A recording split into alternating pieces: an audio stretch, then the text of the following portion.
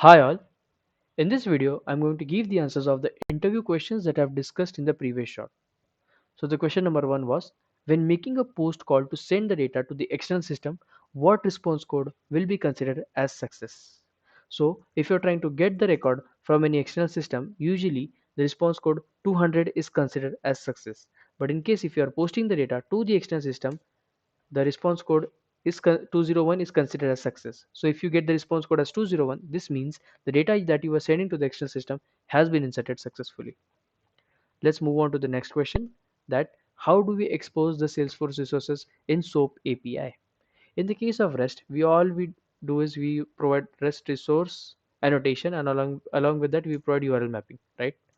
But in case of SOAP API, we have to use web service and return type if your method and method name.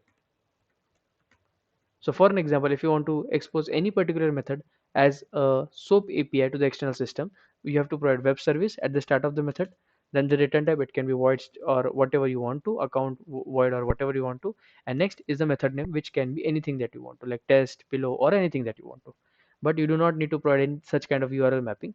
And one more thing that you have to notice is that this web service keywords of methods are usually consumed by WSDL only. But basically, to expose the Salesforce resources in SOAP API, you have to provide web service in the front of your method. Let's move on to the next question. While exposing Salesforce resource in web, is URL mapping case sensitive? Yes, URL mapping is case sensitive. If you are going to use the URL mapping, let's say I'm providing the URL mapping as, let's say I'm going to provide the URL mapping as test, right? I'm going to provide the URL mapping as test. This test and this test, they both are different, okay, because it is case sensitive. So you have to take care of that. You have to put proper keywords, and you have to use the proper keyword as well, because these are case sensitive. So this was all about the interview questions.